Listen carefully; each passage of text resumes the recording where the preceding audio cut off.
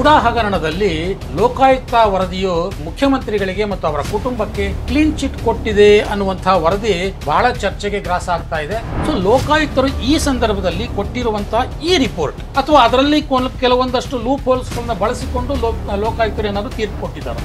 ಲೋಕಾಯುಕ್ತ ನ್ಯಾಯಾಲಯ ಯಾರನ್ನೂ ಈಗ ನಿರಪರಾಧಿ ಅಂತ ಘೋಷಣೆ ಮಾಡಿಲ್ಲ. ಅಂದ್ರೆ ಲೋಕಾಯುಕ್ತದ ಈ ರಿಪೋರ್ಟ್ಗೂ ಆಗಿನ ಹೈಕೋರ್ಟಿನ ಅಬ್ಸರ್ವೇಷನ್ಗೂ ಕಾಂಟ್ರಾಡಿಕ್ಟರಿ ಆಯ್ತಲ್ವಾ? ಈಗ ಬಹುಶಃ ಸಿದ್ದರಾಮಯ್ಯನವ್ರಿಗೆ ಲೋಕಾಯುಕ್ತ ಎಷ್ಟು ಚೆನ್ನಾಗಿ ಎಷ್ಟು ನಿಷ್ಪಕ್ಷಪಾತವಾಗಿ ನ್ಯಾಯಯುತವಾಗಿ ತನಿಖೆ ಮಾಡಿದ್ರು ಈಗ ಅನ್ಸಿರ್ಬೋದು. ಸೊ ಅವ್ರು ಹೇಳಿದ್ದಾರೆ ನಾನು ಫೈಟ್ ಮಾಡ್ತೀನಿ. ಹೌದು, ವರದಿಯನ್ನ ಬಿ ರಿಪೋರ್ಟ್ ಅನ್ನ ನಾನು ವಿರೋಧಿಸ್ತೀನಿ. ನ್ಯಾಯಾಲಯದಲ್ಲೇ ಒಂದು ಅವಕಾಶವನ್ನ ಕೊಟ್ರೆ ನನ್ನ ದೂರನ್ನ ಸಾಬೀತಪಡಿಸಬಲ್ಲೆ. ಇದೇ ಸಿದ್ದರಾಮಯ್ಯನವರು ತಮ್ಮ ಹಿಂದಿನ ಅಧಿಕಾರಾವಧಿಯಲ್ಲಿ ಅವಾಗ ಈ ಮೂಡ ಗಿಡ ಯಾವುದೂ ಕೇಳಿ ಬಂದಿರಲಿಲ್ಲ. ಇದ್ದಕ್ಕಿದ್ದಂತೆ ಅವ್ರಿಗೆ ಲೋಕಾಯುಕ್ತ ಸಂಸ್ಥೆ ಮೇಲೆ ನಂಬಿಕೆ ಹೋಯ್ತೋ ಏನೋ, ಕಡಿಮೆ ಆಯ್ತೋ ಏನೋ. ದೂರಿನಲ್ಲಿ ಸತ್ಯಾಂಶ ಇಲ್ಲದೆ ಇರ್ಬೋದು, ಅಥವಾ ದೂರಿನಲ್ಲಿ ಸತ್ಯಾಂಶ ಇದ್ದು ಸಾಕ್ಷ್ಯಾಧಾರಗಳ ಕೊರತೆ ಇರ್ಬೋದು. ನಾವು ನಿಮಗೆ ವರದಿಯನ್ನು ಕೊಟ್ಟಿದ್ದೇ ಆದರೆ ನ್ಯಾಯಾಲಯದ ಸಮಯ ಕೂಡ ಹಾಳಾಗುತ್ತೆ ಇದ್ರ ಬಗ್ಗೆ ತನಿಖೆ ಮಾಡಿದ್ರೆ. ಸಿಎಂ ಅವರ ಪತ್ನಿ ಪಾರ್ವತಿ ಅರಿವಿಗೆ ಬಾರದ ಹಾಗೆ ಲೆಟರ್ ಕರೆಸ್ಪಾಂಡೆನ್ಸ್ ಆಯಿತು ಅಂತ ಪಾರ್ವತಿಯವರ ಅರ್ಜಿಯನ್ನು ತಗೊಂಡೋಗಿ ಮನವಿ ಕೊಟ್ಟಾಗ ಮೂಡಾ ಕಮಿಷನರ್ ಹೇಳಿದ್ರಂತೆ, ಇದು 14 ಸೈಟ್ಗಳಿಗೆ ನಾವು ಕೊಡ್ತಾ ಇದ್ದೀವಿ, 14 ಪ್ರತ್ಯೇಕ ಅರ್ಜಿಗಳನ್ನು ಕೊಡಿ ಅಂತಂದಾಗ ಇನ್ನು 13 ಕಾಪಿ ಮಾಡ್ಬಿಟ್ಟು ಅದಕ್ಕೆಲ್ಲ ಆತ್ಮ ಸಹಿ ಹಾಕ್ಬಿಟ್ಟಿತ್ತಂತೆ. ಒಂದು ವೇಳೆ ದೂರುದಾರರು ಇದನ್ನ ಅಬ್ಜೆಕ್ಟೇ ಮಾಡಲಿಲ್ಲ ಅಂದ್ರೆ ಅವಾಗ ಬಿ ರಿಪೋರ್ಟ್ ಒಪ್ಕೊಳ್ಳೋ ಸಾಧ್ಯತೆ ಖಂಡಿತ ಇರುತ್ತೆ. ಬಿ ರಿಪೋರ್ಟ್ ಆ ಸಾಧ್ಯತೆನೇ ಹೆಚ್ಚು. ಹೌದು, ಸ್ನೇಹಮಯಿ ಕೃಷ್ಣ ಅವರು ಹೇಳೋ ಹಾಗೆ ನಾನು ಎಲ್ಲ ಸಾಕ್ಷಿಗಳನ್ನು ಕೊಟ್ಟಿದ್ದೇನೆ. ಸ್ನೇಹಮಯಿ ಕೃಷ್ಣ ಅವರು ಸ್ವಲ್ಪ ಸಂಯಮಮಯಿ ಕೃಷ್ಣ ಆಗಿ ವರ್ತಿಸ್ಬೇಕಾಗಿತ್ತು. ಅಂದ್ರೆ ಮುಖ್ಯಮಂತ್ರಿಗಳ ಸುತ್ತ ಮಾತ್ರ ತನಿಖೆ ಮಾಡಿ ಅಂತ ಹೈಕೋರ್ಟ್ ಹೇಳಿತ್ತಾ ಅಥವಾ ಇಡೀ ಮೂಡಾ ಹಗರಣದ ಸಂಪೂರ್ಣ ತನಿಖೆಯನ್ನ ಲೋಕಾಯುಕ್ತಕ್ಕೆ ವಹಿಸಿದ್ದಾರೆ? ಮುಖ್ಯಮಂತ್ರಿಗಳು ನ್ಯಾಯಾಲಯದ ಮುಂದೆ ಹೇಳಿದ್ದು ಅಂದರೆ ರಾಜ್ಯಪಾಲರಿಗೆ ಇಂತಹದೊಂದು ಸ್ಯಾಂಕ್ಷನ್ ಕೊಡುವಂತ ಅಧಿಕಾರ ಇದೆಯಾ? ಮೂಡಾ ಕೇಸಿನ ಹಿಂದಿರೋದು DK ಶಿವಕುಮಾರ್ ಅವರೇ ಅನ್ನುವಂತ ಆ ರೀತಿಯ ಆರೋಪಗಳು ಬಂದ್ಬಿಟ್ಟಿತ್ತು. ಅಧಿಕಾರ ರಾಜಕಾರಣದಲ್ಲಿ ಏನ್ ಬೇಕಾದ್ರೂ ನಡೀತಾ, all is fair in love and war ಅಂತ ಬಗಲ್ ಮೇ ದುಶ್ಮನ್, ನಿಮ್ಮ ಸೌಖ್ಯಗಳೇ ಆದವರೇ ನಿಮ್ಮ ಶತ್ರುಗಳಾಗ ಸಾಧ್ಯ ಇರುತ್ತೆ. ಒಟ್ಟಾರೆಯಾಗಿ ಲೋಕಾಯುಕ್ತದ ಈ ರಿಪೋರ್ಟ್ ಅನ್ನು ನೋಡಿದಾಗ ಸಿಎಂ ಬಚಾವಾದ್ರ. ಸ್ನೇಹಿತರೆ ನಮಸ್ಕಾರ, ಹೊಸದಿಗಂತ ಡಿಜಿಟಲ್ ಚಾನಲ್ಗೆ ಸ್ವಾಗತ. ನಿನ್ನೆ ದಿನ ಒಂದು ಮಹತ್ವದ ಒಂದು ವರದಿ ರಾಜ್ಯಾದ್ಯಂತ ಚರ್ಚೆಗೆ ಗ್ರಾಸ ಆಯಿತು. ಮೂಡಾ ಹಗರಣದಲ್ಲಿ ಲೋಕಾಯುಕ್ತ ವರದಿಯು ಒಂದು ಮುಖ್ಯಮಂತ್ರಿಗಳಿಗೆ ಮತ್ತು ಅವರ ಕುಟುಂಬಕ್ಕೆ ಕ್ಲೀನ್ ಚಿಟ್ ಕೊಟ್ಟಿದೆ ಅನ್ನುವಂಥ ವರದಿ ಬಹಳ ಚರ್ಚೆಗೆ ಗ್ರಾಸ ಆಗ್ತಾ ಇದೆ. ಅದರ ಬಗ್ಗೆನೇ ಇವತ್ತು ರಾಜ್ಯಾದ್ಯಂತ ಒಂದಷ್ಟು ಚರ್ಚೆಗಳು ಆಗ್ತಾ ಇದೆ. ಇವತ್ತು ಲೋಕಾಯುಕ್ತರು ತಮ್ಮ ವರದಿಯನ್ನು ಹೈಕೋರ್ಟ್ಗೆ ಸಲ್ಲಿಸ್ತಾರೆ ಅನ್ನುವಂಥ ಮಾತುಗಳು ಈಗೆಲ್ಲ ಸುದ್ದಿಯನ್ನು ನೀವು ನೋಡಿದ್ದೀರಿ. ಆದರೆ ಲೋಕಾಯುಕ್ತರ ವರದಿಯಲ್ಲಿ ಸಿಎಂ ಮತ್ತು ಸಿಎಂ ಕುಟುಂಬಕ್ಕೆ ಕ್ಲೀನ್ ಚಿಟ್ ಕೊಡಲಾಗಿದೆ ಅನ್ನುವಂತಹ ಒಂದು ವರದಿಯೂ ಸಹ ಸಾಕಷ್ಟು ಚರ್ಚೆಗೆ ಗ್ರಾಸ ಆಗ್ತಾ ಇದೆ. ಬಹುಶಃ ಮುಖ್ಯಮಂತ್ರಿಗಳ ರಾಜಕೀಯ ಜೀವನದಲ್ಲೇ ಅತ್ಯಂತ ಕರಾಳವಾದಂತಹ ಒಂದಷ್ಟು ದಿನಗಳನ್ನು ಮುಖ್ಯಮಂತ್ರಿಗಳು ಕಾಣಬೇಕಾಯಿತು ಅಂದರೆ ಅದು ಈ ಮೂಡಾ ಹಗರಣದಿಂದಾಗಿ. 14 ಸೈಟ್ಗಳನ್ನು ಅಕ್ರಮವಾಗಿ ಮುಖ್ಯಮಂತ್ರಿಗಳು ಪಡೆದಿದ್ದಾರೆ ಅನ್ನುವಂಥ ಒಂದು ಆರೋಪ ಏನು ಕೇಳಿಬಂತು. ಅದಾದ ನಂತರದಲ್ಲಿ ಹೈಕೋರ್ಟ್ ಏನು ಲೋಕಾಯುಕ್ತ ತನಿಖೆಗೆ ಒಂದು ಆದೇಶವನ್ನು ಕೊಡ್ತು. ಅದಾದ ನಂತರದಲ್ಲಿ ಲೋಕಾಯುಕ್ತ ತನಿಖೆಯ ಬಗ್ಗೆ ಒಂದಷ್ಟು ಸಂದೇಹಗಳು ವ್ಯಕ್ತ ಆಯಿತು. ಆ ಸಂದೇಹದ ನಡುವೆಯೂ ಕೂಡ ಲೋಕಾಯುಕ್ತರು ತನಿಖೆಯನ್ನು ನಡೆಸಿದ್ರು. ಈಗ ತನಿಖೆಯನ್ನು ಮುಗಿಸಿದ್ದಾರೆ ಮತ್ತು ಅವರು ಬಿ ರಿಪೋರ್ಟ್ ಸಲ್ಲಿಸ್ತಾ ಇದ್ದಾರೆ ಅನ್ನುವಂಥ ವರದಿಗಳು ಕೂಡ ನೆನ್ನೆ ಬಂತು. ಇವತ್ತು ಆ ರಿಪೋರ್ಟನ್ನು ಕೂಡ ಲೋಕಾಯುಕ್ತರು ಸಲ್ಲಿಕೆ ಮಾಡ್ತಾರೆ. ಈ ಹಿನ್ನೆಲೆಯನ್ನು ಇಟ್ಕೊಂಡು ನೋಡಿದಾಗ ಲೋಕಾಯುಕ್ತರು ಮಾಡಿದ್ದು ಕಾನೂನುಬದ್ಧವಾಗಿದೆಯಾ, ಅದರ ರಾಜಕೀಯ ಪರಿಣಾಮಗಳು ಏನಾಗಬಹುದು, ಈ ಎಲ್ಲ ವಿಚಾರಗಳನ್ನು ನಮ್ಮ ವೀಕ್ಷಕರಿಗೆ ತಿಳಿಸೋದಕ್ಕೆ ಇಬ್ಬರು ಗಣ್ಯ ವ್ಯಕ್ತಿಗಳು ಇವತ್ತು ನಮ್ಮ ಜೊತೆ ಇದ್ದಾರೆ. ನಮ್ಮ ಸ್ಟುಡಿಯೋದಲ್ಲಿದ್ದಾರೆ ಖ್ಯಾತ ವಕೀಲರಾದಂತಹ ವಿ ಮಂಜುನಾಥ್ ಅವರು. ವಿ ಮಂಜುನಾಥ್ ಅವರನ್ನು ನಾನು ಈ ಕಾರ್ಯಕ್ರಮಕ್ಕೆ ಸ್ವಾಗತವನ್ನು ಬಯಸ್ತೇನೆ. ನಮಸ್ಕಾರ ಮಂಜುನಾಥ್ ಅವರಿಗೆ. ಜೊತೆಗೆ ಹಿರಿಯ ಪತ್ರಕರ್ತರಾದಂತಹ ರವೀಂದ್ರ ರೇಷ್ಮಿಯವರು ಕೂಡ ನಮ್ಮ ಜೊತೆ ಇವತ್ತು ಜಾಯಿನ್ ಆಗಿದ್ದಾರೆ. ರೇಷ್ಮಿಯವರಿಗೂ ಕೂಡ ನಾನು ಸ್ವಾಗತವನ್ನು ಬಯಸ್ತೇನೆ. ನಮಸ್ಕಾರ ರೇಷ್ಮಿ ಅವರಿಗೆ. ನಮಸ್ಕಾರ ಸ್ವಾಮಿ. ಮೊದಲನೇದಾಗಿ ನಾನು ಲೋಕಾಯುಕ್ತರ ವರದಿಯಲ್ಲಿ ಇರುವಂಥ ಒಂದಷ್ಟು ಪಾಯಿಂಟ್ಗಳನ್ನು ಹೇಳಿಬಿಟ್ಟು ಅದರ ಬಗ್ಗೆ ಮಂಜುನಾಥ್ ಅವರಿಂದ ಲೀಗಲ್ ಆ್ಯಂಗಲ್ ಏನು ಹೇಳುತ್ತೆ ಅನ್ನುವಂಥದ್ದನ್ನು ನಾನು ಕೇಳೋದಕ್ಕೆ ಇಷ್ಟಪಡ್ತೇನೆ. ಸೊ ಮುಖ್ಯವಾಗಿ ಲೋಕಾಯುಕ್ತರ ವರದಿಯಲ್ಲಿ ಇರಬಹುದು ಅಂತ ನಾವೇನು ಮಾತಾಡ್ತಿದ್ದೀವಿ ಅದರಲ್ಲಿ ಸಿಎಂ ಮತ್ತು ಸಿಎಂ ಕುಟುಂಬ ಅವರಿಗೆ ಕ್ಲೀನ್ ಚಿಟ್ ಕೊಡಲಾಗಿದೆ ಅನ್ನುವಂಥದ್ದು ಒಂದು ಅಂಶ. ಸೊ ಮುಖ್ಯಮಂತ್ರಿಗಳು ಇಲ್ಲಿ ಆರೋಪಿಗಳಲ್ಲ, ಅವರೇ ಸ್ವತಃ ಸಂತ್ರಸ್ತರು ಅನ್ನುವಂಥ ಮಾತನ್ನ ಲೋಕಾಯುಕ್ತ ವರದಿ ಹೇಳಿದೆ ಅನ್ನುವಂಥದ್ದು ಒಂದು ಪಾಯಿಂಟ್. ಎರಡನೇದು, ಈ ಮೂಡಾ ಸೈಟು ಹಂಚಿಕೆಯಲ್ಲಿ ಮುಖ್ಯಮಂತ್ರಿಗಳು ಯಾವುದೇ ಪ್ರಭಾವ ಬೀರಿದ ಬಗ್ಗೆ ಅಥವಾ ಅವರು ಅಧಿಕಾರ ದುರ್ಬಳಕೆ ಮಾಡಿದ ಬಗ್ಗೆ ಯಾವುದೇ ಸಾಕ್ಷ್ಯಗಳಿಲ್ಲ ಅಂತ ಲೋಕಾಯುಕ್ತ ತನಿಖೆಯಿಂದ ಗೊತ್ತಾಗಿದೆ ಅನ್ನುವಂಥದ್ದು ಇನ್ನೊಂದು ಮಾತು.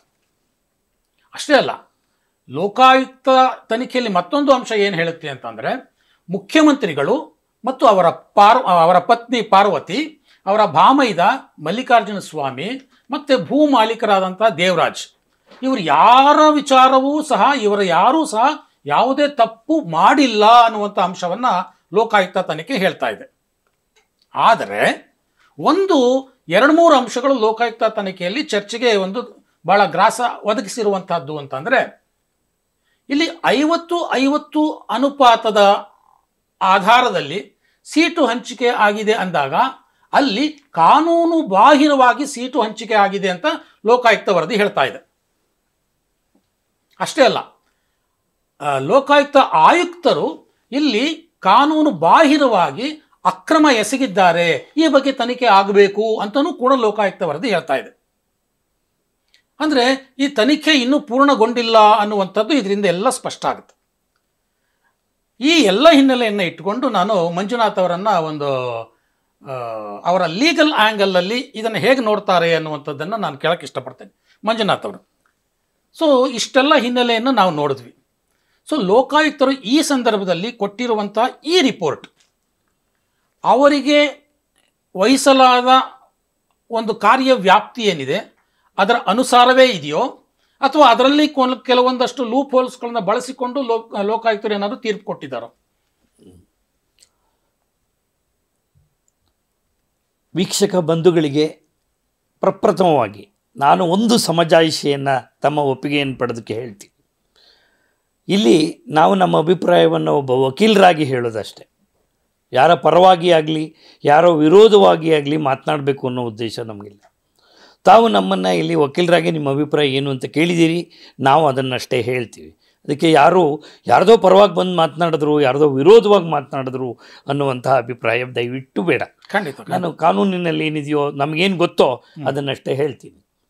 ಈಗ ಅತ್ಯಂತ ಪ್ರಮುಖವಾಗಿ ಈ ವಿಚಾರದಲ್ಲಿ ಹೇಳಬೇಕು ಅಂತಂದರೆ, ಲೋಕಾಯುಕ್ತ ನ್ಯಾಯಾಲಯ ಯಾರನ್ನೂ ಈಗ ನಿರಪರಾಧಿ ಅಂತ ಘೋಷಣೆ ಮಾಡಿಲ್ಲ.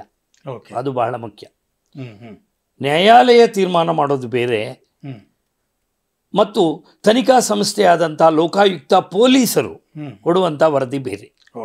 ಈಗ ವರದಿಯನ್ನು ಕೊಡೋದಕ್ಕೆ ಸಿದ್ಧವಾಗಿದ್ದಾರೆ ಲೋಕಾಯುಕ್ತರು, ಪೊಲೀಸಿನವರು. ಅದು ಅವರ ತನಿಖೆಯ ವರದಿ ಅಷ್ಟೇ, ನ್ಯಾಯಾಲಯಕ್ಕೆ ಸಲ್ಲಿಸ್ತಾರೆ ಅವರು. ಆದ್ದರಿಂದ ಅದನ್ನೇ ತೀರ್ಪು ಅಂತ ಅಂದ್ಕೊಳ್ಳೋಕ್ಕಾಗಲ್ಲ. ತೀರ್ಪು ಬರಬೇಕಾದ್ರೆ ಇನ್ನೂ ಅನೇಕ ಕಾನೂನಿನ ಪ್ರಕ್ರಿಯೆಗಳಿದೆ. ಆ ಪ್ರಕ್ರಿಯೆಗಳಾದ ಮೇಲೆ ತಪ್ಪಿತಸ್ಥರೇ ಅಲ್ಲವೇ ಅಂತ ತೀರ್ಮಾನ ಮಾಡೋದು. ಆದ್ದರಿಂದ ಈಗೇನು ಪೊಲೀಸ್ನವರು ರಿಪೋರ್ಟ್ ಅಂತ ಹಾಕಿದ್ದಾರೆ, ಅದನ್ನು ನಾವು ನ್ಯಾಯಾಲಯದ ತೀರ್ಪು ಅಂತ ಪರಿಗಣಿಸಬಾರ್ದು. ಅದು ನ್ಯಾಯಾಲಯದಿಂದ ಬಂದಂಥ ತೀರ್ಪು ಅಲ್ಲ ಅದು.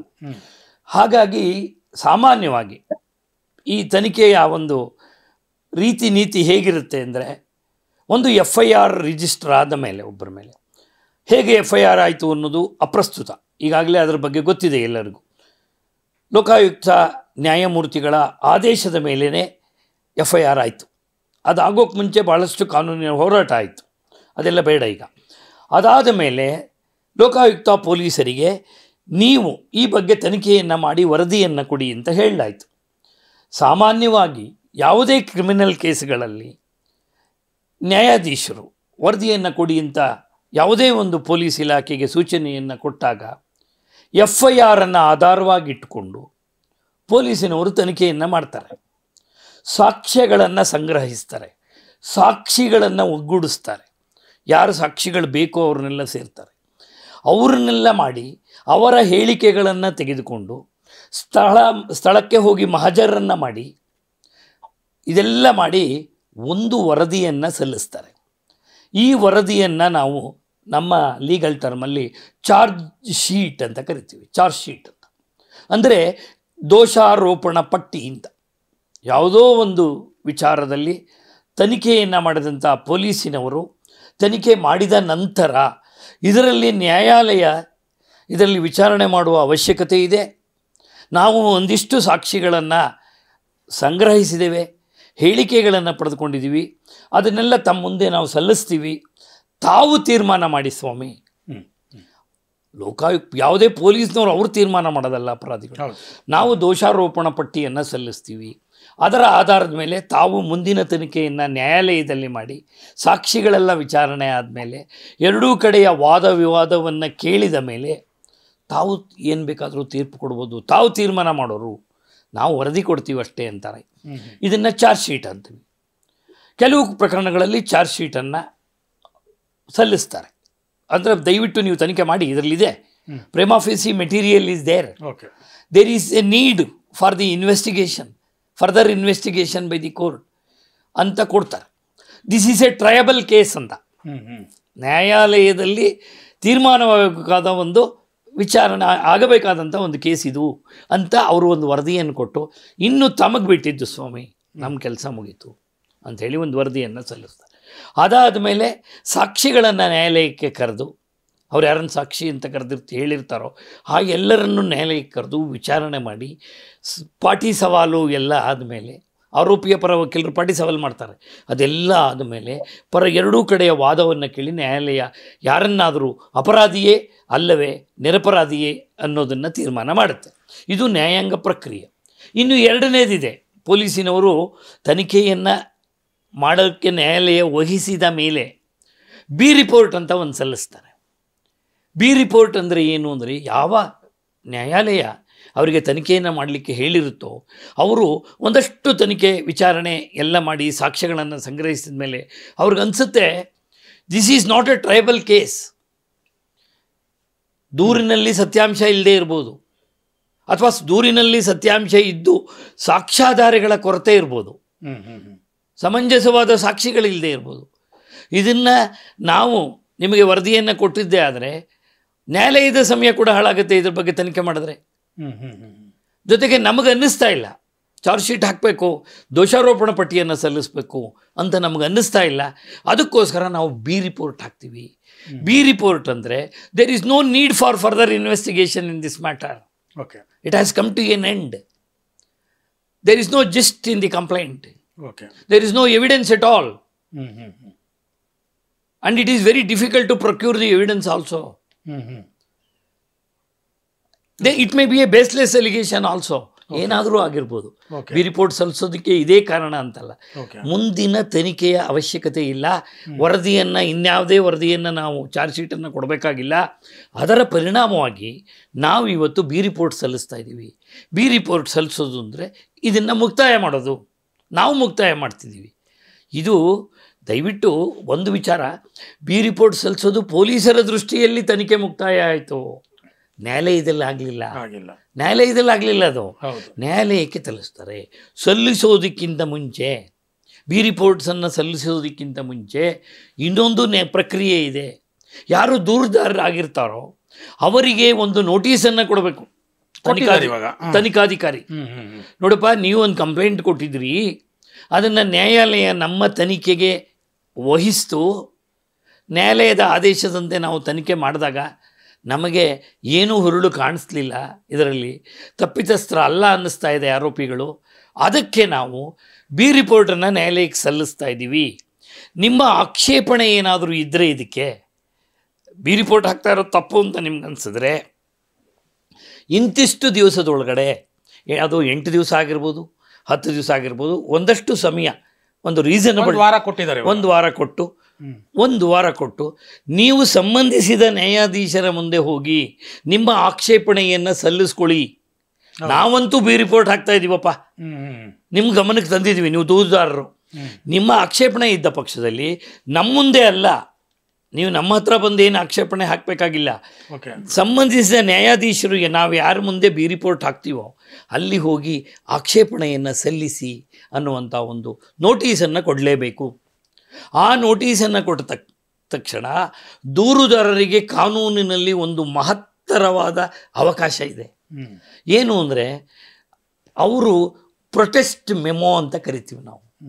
ಅಂದರೆ ಪೊಲೀಸಿನವರು ಏನು ತನಿಖೆಯನ್ನು ಮಾಡಿ ಬಿ ರಿಪೋರ್ಟ್ ಸಲ್ಲಿಸಿದ್ದಾರೆ ಅದಕ್ಕೆ ವಿರುದ್ಧವಾಗಿ, ಅಂದರೆ ತನಿಖೆ ಸಮರ್ಪಕವಾಗಿ ಮಾಡಿಲ್ಲ, ಬಿ ರಿಪೋರ್ಟನ್ನು ಸಲ್ಲಿಸಿರುವಂಥದ್ದು ತಪ್ಪು, ಇಲ್ಲಿ ಚಾರ್ಜ್ ಶೀಟ್ ಹಾಕೋದಕ್ಕೆ ಅವಕಾಶ ಇತ್ತು, ಓಕೆ, ಬೇರೆ ಕಾರಣಗಳಿಂದ ಚಾರ್ಜ್ ಶೀಟ್ ಹಾಕಿಲ್ಲ ಅವರು. ಆದ್ದರಿಂದ ಅಥವಾ ಆರೋಪಿಗಳಿಗೆ ಸಹಾಯ ಮಾಡೋದಕ್ಕೋಸ್ಕರ ಬಿ ರಿಪೋರ್ಟ್ ಹಾಕಿದ್ದಾರೆ. ನಾನು ನನ್ನ ದೂರನ್ನು ಈ ಘನ ನ್ಯಾಯಾಲಯದ ಮುಂದೆ ಸಾಬೀತುಪಡಿಸಬಲ್ಲೆ. ಪೊಲೀಸಿನವರ ವರದಿ ಅಂತಿಮವಲ್ಲ. I can substantiate before the court that there is a truth in my complaint. I have evidence. I can prove it ಅಂತ ಹೇಳಿ ನ್ಯಾಯಾಧೀಶರ ಮುಂದೆ ಪ್ರೊಟೆಸ್ಟ್ ಮೆಮೋವನ್ನು ಹಾಕಬಹುದು. ಸ್ವಾಮಿ, ಇವತ್ತೇನು ಪೊಲೀಸ್ನವರು ವರದಿ ಕೊಟ್ಟಿದ್ದಾರೆ ಬಿ ರಿಪೋರ್ಟು, ನನ್ನ ವಿರೋಧ ಇದೆ, ನಾನು ಒಪ್ಪೋದಿಲ್ಲ, ಇದನ್ನ ದಯವಿಟ್ಟು ಅದನ್ನು ಒಪ್ಪಬೇಡಿ. ಸೊ ಅವ್ರು ಹೇಳಿದ್ದಾರೆ, ನಾನು ಇದು ಫೈಟ್ ಮಾಡ್ತೀನಿ. ಹೌದು, ವರದಿಯನ್ನು ಬಿ ರಿಪೋರ್ಟನ್ನು ನಾನು ವಿರೋಧಿಸ್ತೀನಿ. ಹೌದು, ನನಗೆ ತಾವು ನ್ಯಾಯಾಲಯದಲ್ಲೇ ಒಂದು ಅವಕಾಶವನ್ನು ಕೊಟ್ಟರೆ ನಾನು ನ್ಯಾಯಾಲಯದಲ್ಲಿ ತಮ್ಮ ಮುಂದೆ ನನ್ನ ದೂರನ್ನು ಸಾಬೀತಪಡಿಸಬಲ್ಲೆ ಅಂತ ಹೇಳಿ ಒಂದು ಪ್ರೊಟೆಸ್ಟ್ ಮೆಮೋವನ್ನು ನ್ಯಾಯಾಲಯಕ್ಕೆ ಹಾಕಿದರೆ ನ್ಯಾಯಾಲಯ ಪ್ರೊಟೆಸ್ಟ್ ಮೆಮೋವನ್ನು ಕನ್ಸಿಡರ್ ಮಾಡಿ ಒಂದು ಆದೇಶ ಮಾಡುತ್ತೆ. ಓಕೆ, ನ್ಯಾಯಾಲಯ ಬಿ ರಿಪೋರ್ಟನ್ನು ಒಪ್ಕೊಂಡು ಕೇಸನ್ನು ರೌಂಡ್ ಮಾರ್ಕ್ ಮಾಡಿ ಕ್ಲೋಸ್ ಮಾಡಬೇಕು ಅಂತಿಲ್ಲ. ಕರೆಕ್ಟು. ಆಯಿತು, ದೂರುದಾರರಾದ ನೀವು ಬನ್ನಿ, ವಿಟ್ನೆಸ್ ಬಾಕ್ಸಲ್ಲಿ ನಿಂತು ಅದೇನು ಹೇಳ್ತೀರಾ ಹೇಳಿ. That is called a sworn statement. ಅದೊಂದು ಅಫಿಡವಿಟ್ ಮೂಲಕ ಆಗಲಿ ಅಥವಾ ನ್ಯಾಯಾಲಯದಲ್ಲಿ ನ್ಯಾಯಾಧೀಶರ ಮುಂದೆ ಸ್ವತಃ ದೂರುದಾರರು ಒಂದು ಹೇಳಿಕೆಯನ್ನು ಕೊಡ್ತಾರೆ. ಒಂದು ವೇಳೆ ದೂರುದಾರರು ಇದನ್ನು ಅಬ್ಜೆಕ್ಟೇ ಮಾಡಲಿಲ್ಲ ಅಂದರೆ ಅವಾಗ ಬಿ ರಿಪೋರ್ಟ್ ಒಪ್ಕೊಳ್ಳೋ ಸಾಧ್ಯತೆ ಖಂಡಿತ ಇರುತ್ತೆ. ಬಿ ರಿಪೋರ್ಟ್ ಆ ಸಾಧ್ಯತೆನೇ ಹೆಚ್ಚು. ಹೌದು, ದೂರುದಾರರು ಯಾವುದೇ ಆಸಕ್ತಿ ತೋರಿಸದೆ ಆಯಿತು ತನಿಖೆ ಬಿ ರಿಪೋರ್ಟ್ ಕೊಟ್ಟಿದ್ದಾರೆ, ನಾನು ಮಾಡೋದು ಇನ್ನೇನಿದೆ ಅಂತ ಹೇಳಿ ಸುಮ್ಮನಾದರೆ ಬಿ ರಿಪೋರ್ಟನ್ನು ನ್ಯಾಯಾಲಯ ಒಪ್ಕೊಳ್ಳುತ್ತೆ. ಒಪ್ಕೊಳ್ಳೇಬೇಕು ಅಂತೂ ಏನಿಲ್ಲ, ಒಪ್ಕೊಳ್ಳೇಬೇಕು ಅಂತಿಲ್ಲ. ನ್ಯಾಯಾಧೀಶರ ಮೋಸ್ಟ್ ಆಫ್ ದಿ ಕೇಸಸ್ ಅಲ್ಲಿ ಒಪ್ಕೊಳ್ಳುತ್ತೆ, ಮೆಜಾರಿಟಿ. ಯಾಕೆಂದ್ರೆ ನ್ಯಾಯಾಧೀಶರಿಗೆ ವೈಯಕ್ತಿಕ ಆಸಕ್ತಿ ಯಾವ ಕೇಸಲ್ಲೂ ಇರಲ್ಲ. ಹೌದು, ಅವರು ಈಗ ಒಬ್ಬ ತನಿಖಾ ಸಂಸ್ಥೆಗೆ ಹೇಳಿದ್ರು ದಯವಿಟ್ಟು ವಿಚಾರಣೆ ಮಾಡಿಯಪ್ಪ ಒಂದು ವರದಿ ಕೊಡಿ ಅಂತ. ಅವ್ರು ಹೇಳ್ತಾರೆ ಇಲ್ಲಿ ಏನೂ ಇಲ್ಲ, ನಾನು ಅದಕ್ಕೆ ಬಿ ರಿಪೋರ್ಟ್ ಕೊಡ್ತೇನೆ. ನ್ಯಾಯಾಧೀಶರಿಗೆ ಇಲ್ಲ, ನೀವು ವರದಿ ಕೊಟ್ಟಿರೋದು ಸುಳ್ಳು, ತಪ್ಪು, ನೀವು ಸರಿಯಾಗಿ ತನಿಖೆ ಮಾಡಿಲ್ಲ ಅಂತ ಹೇಳುವಂಥ ಒಂದು ಅಗತ್ಯ ಇರಲ್ಲ. ಹಾಗಾಗಿ ಅವರು since there is no protest by the complainant, I am accepting the memo, the report filed by the prosecution. ಇಲ್ಲಿ ಲೋಕಾಯುಕ್ತ ವರದಿ ಏನು ಕೊಡಬಹುದು ಇವತ್ತು, ಅದೇನು ಸುದ್ದಿ ಆಗ್ತಾ ಇದೆ ಅದರಲ್ಲೇ ಒಂದಷ್ಟು ಕಾಂಟ್ರಡಿಕ್ಟರಿ ಕಾಣಿಸುತ್ತೆ. ಏನಂದರೆ CM ಮತ್ತು ಅವರ ಕುಟುಂಬ ಅವರಿಗೆ ಕ್ಲೀನ್ ಚಿಟ್ ಕೊಟ್ಟಿದೆ ರಿಪೋರ್ಟ್ ಅಂತ ಒಂದು ಹೇಳುತ್ತೆ, ಯಾವುದೇ ಸಾಕ್ಷಿ ಇಲ್ಲ. CM ಅಧಿಕಾರ ಬಳಕೆಗೆ ಸಾಕ್ಷಿ ಇಲ್ಲ, ಅವರು ಪ್ರಭಾವ ಬೀರಿದ್ದೀರಾ ಅನ್ನೋದಕ್ಕೆ ಸಾಕ್ಷಿ ಇಲ್ಲ ಅಂತ ರಿಪೋರ್ಟ್ ಹೇಳ್ತಾ ಇದೆ. ಇನ್ನೊಂದು ಕಡೆ ಹೇಳುತ್ತೆ ಇಲ್ಲಿ ಅವ್ಯವಹಾರ ಆಗಿದೆ, ಇದು ತನಿಖೆ ಆಗಬೇಕು ಅಂತಲೂ ಆ ಲೋಕಾಯುಕ್ತ ರಿಪೋರ್ಟಲ್ಲಿ ಹೇಳುತ್ತೆ. ಸೊ ಈ ಕಾಂಟ್ರಡಿಕ್ಟರಿಯನ್ನು ಕಾನೂನಾತ್ಮಕವಾಗಿ ಹೇಗೆ ನೋಡ್ತೀರಿ ನೀವು? ಅದಕ್ಕೆ ಈ ಒಂದು ಅವಕಾಶ ದೂರುದಾರರಿಗೆ ಏನು ಕೊಟ್ಟಿದೆ, ಈಗ ನೋಟಿಸನ್ನು ಕೊಟ್ಟು ಅವರ ಪ್ರೊಟೆಸ್ಟ್ ಮೆಮೋದಲ್ಲಿ ಅವರ ಅಬ್ಜೆಕ್ಷನ್ನಲ್ಲಿ ಅವರು ಅದನ್ನು ನ್ಯಾಯಾಲಯದ ಗಮನಕ್ಕೆ ತಂದಿದ್ದೇ ಆದರೆ ನ್ಯಾಯಾಲಯ ಬಿ ರಿಪೋರ್ಟನ್ನು ಒಪ್ಕೊಳ್ಳಲ್ಲ. ಆದ್ದರಿಂದ ಇದು ಕೇವಲ ತನಿಖಾ ಸಂಸ್ಥೆ ಕೊಟ್ಟಿರುವಂಥ ವರದಿಯ ಹೊರತು ನ್ಯಾಯಾಧೀಶರ ತೀರ್ಪಲ್ಲ. ಹಾಗಾಗಿ ನ್ಯಾಯಾಧೀಶರು ಹೌದು ಅವ್ರು ಏನೋ ಒಂದು ಕೊಟ್ಟಿದ್ದಾರೆ ಬಿ ರಿಪೋರ್ಟ್, ತನಿಖೆ ಮಾಡೋಕ್ಕೆ ಸಾಧ್ಯ ಇಲ್ಲ, ಇದರಲ್ಲಿ ಏನೂ ಇಲ್ಲ ಅಂತ. ಆದರೆ ನ್ಯಾಯಾಧೀಶರು in view of the protest memo filed by the complainant ಖಂಡಿತವಾಗಿಯೂ ನ್ಯಾಯಾಲಯದಲ್ಲೇ ಇದರ ಮುಂದಿನ ತನಿಖೆಯನ್ನು ಮಾಡ್ತಾರೆ. So the report given by the prosecution police is not final. ಹೌದು, and they cannot give verdict, they can't declare anybody as innocent. ಅದನ್ನು ನ್ಯಾಯಾಲಯ ಮಾಡಬೇಕು, ನ್ಯಾಯಾಲಯದ ಕೆಲಸ, ಅದು ನ್ಯಾಯಾಲಯ ಮಾಡುತ್ತೆ. ಅಂದರೆ ಲೋಕಾಯುಕ್ತ ತನಿಖೆಗೆ ಒಪ್ಪಿಸಿದಾಗಲೇ ದೂರುದಾರರು ಹೇಳಿದರು, ಇವತ್ತು ಅವರು ಅದನ್ನೇ ಹೇಳ್ತಾ ಇದ್ದಾರೆ. ಏನಂದರೆ ಇದೇ ರೀತಿಯ ಒಂದು ತನಿಖೆಯ ವರದಿ ಬರುತ್ತೆ ಅಂತ ನಾನು ಮೊದಲೇ ಗೊತ್ತಿತ್ತು ಅನ್ನುವಂಥ ಮಾತನ್ನು ಅವ್ರು ಹೇಳ್ತಾ ಇದ್ದಾರೆ. ಆದರೆ ಅದನ್ನು ನಾನು ಲೀಗಲ್ ಆ್ಯಂಗಲಲ್ಲಿ ಕೇಳಲಿಕ್ಕೆ ಬರೋದಿಲ್ಲ. ಅದನ್ನು ನಾನು ರವೀಂದ್ರ ರೇಷ್ಮೆ ಅವರ ಹತ್ರ ಕೇಳಲಿಕ್ಕೆ ಇಷ್ಟಪಡ್ತೀನಿ. ರವೀಂದ್ರ ರೇಷ್ಮೆ ಅವರೇ, ಲೀಗಲ್ ಆಗಿ ಏನು ಮಂಜುನಾಥ್ ಅವರು ಮಾತಾಡಿದ್ರು ಅದನ್ನು ನೀವು ಕೇಳಿಸ್ಕೊಂಡ್ರಿ ಅಂತ ಅನ್ನಿಸ್ಕೊತೀನಿ. ಒಟ್ಟಾರೆಯಾಗಿ ಲೋಕಾಯುಕ್ತದ ಈ ರಿಪೋರ್ಟನ್ನು ನೋಡಿದಾಗ CM ಬಚಾವಾದ್ರಾ ಈ ಪ್ರಶ್ನೆ ಏನಾದರೂ ಹೇಳುತ್ತಾ? ಈ ಪ್ರಶ್ನೆಗೆ ಯಾವ ರೀತಿಯ ಉತ್ತರವನ್ನು ನೀವು ಕೊಡೋದಕ್ಕೆ ಬಯಸ್ತೀರಿ? ನೋಡಿ ಸ್ವಾಮಿ ಅವರೇ, ವಕೀಲರು ಪಾಪ ಆದಷ್ಟು ನಿಷ್ಪಕ್ಷಪಾತಿಯಾಗಿ ಇರೋಕೆ ಪ್ರಯತ್ನ ಮಾಡಿದ್ರು. ನನಗೆ ಆಶ್ಚರ್ಯ ಅನ್ಸುತ್ತೆ. ನಿಷ್ಪಕ್ಷಪಾತ ಅಂತಂದ್ರೆ ನಾವು ಸತ್ಯದ ಪಕ್ಷಪಾತಿ ಆಗಿರ್ಬೇಕು, ನ್ಯಾಯದ ಪಕ್ಷಪಾತಿ ಆಗಿರ್ಬೇಕು, ವಾಸ್ತವತೆಯ ಪಕ್ಷಪಾತಿ ಆಗಿರ್ಬೇಕು. ಯಾಕೆಂತಂದ್ರೆ ನನಗೆ ಈ ಲೋಕಾಯುಕ್ತ ಸಂಸ್ಥೆ ಅಸ್ತಿತ್ವಕ್ಕೆ ಬಂದಾಗಿಂದ ನಾನು ಅಷ್ಟೊತ್ತಿಗಾಗ್ಲೇ ಒಬ್ಬ ಕ್ರಿಯಾಶೀಲ ಪತ್ರಕರ್ತನಾಗಿದ್ದೆ. 1980ರ ದಶಕ ಅದು 2 ವಿಷಯಗಳಿಗಾಗಿ ಐತಿಹಾಸಿಕವಾಗಿತ್ತು. ಯಾಕಂದ್ರೆ ತುರ್ತು ಪರಿಸ್ಥಿತಿ ಕಾಲದ ಆ ಕರಾಳ ದಿನಗಳ ನಂತರ ಇದ್ದಕ್ಕಿದ್ದಂತೆ ನ್ಯಾಯಾಂಗದಲ್ಲೂ ಮತ್ತು ಪತ್ರಿಕೋದ್ಯಮದಲ್ಲೂ ಎರಡೂ ಕಡೆ ಒಂದು ಹೊಸ ಚೈತನ್ಯ ಬಂದಿತ್ತು. ಒಂದ್ ಕಡೆ ಪತ್ರಿಕೋದ್ಯಮದ ಕ್ರಿಯಾಶೀಲತೆ, ಮತ್ತೊಂದ್ ಕಡೆ ನ್ಯಾಯಾಂಗೀಯ ಕ್ರಿಯಾಶೀಲತೆ. Judicial activism and journalistic activism ಎರಡು ವಿಜೃಂಭಿಸ್ತಾ ಇದ್ದ ಕಾಲ. ಆಗ ರಾಮಕೃಷ್ಣ ಹೆಗಡೆ ಅವರ ಸರ್ಕಾರ ಇದ್ದಾಗ ಒಂದು ಪ್ರಕರಣ ಬಂತು, ಸಾರಾಯಿ ಬಾಟ್ಲಿಂಗ್ ಹಗರಣ. ಅದು ನನ್ನ ಒಂದು ತನಿಖಾ ವರದಿ ಇತ್ತು. ಅದಾದ ನಂತರ ಅದನ್ನ ಆಧರಿಸ್ಬಿಟ್ಟು ಒಂದು ಸಾರ್ವಜನಿಕ ಹಿತಾಸಕ್ತಿ ಮೊಕದ್ದಮೆಯನ್ನು ಹೂಡಿದ್ರು. ಆಗ ಕೆಸ್ವಿ ಅಂಡ್ ಕಂಪನಿ, ಇವತ್ತು ಸುಪ್ರೀಂ ಕೋರ್ಟ್ನ ನ್ಯಾಯಮೂರ್ತಿ BV ನಾಗರತ್ನ ಅವರ ಗುರು GV ಶಾಂತರಾಜ್ ಅವರು ಆ ಪ್ರಕರಣದಲ್ಲಿ ವಾದಿಸಿದ್ರು. ಆ ಸಾರ್ವಜನಿಕ ಹಿತಾಸಕ್ತಿ ಮೊಕದ್ದಮೆ ಹೂಡಿದವರ ಪರವಾಗಿ, ಆ ದೂರುದಾರರ ಪರವಾಗಿ ಅವ್ರು ವಾದ ಮಾಡಿದ್ರು.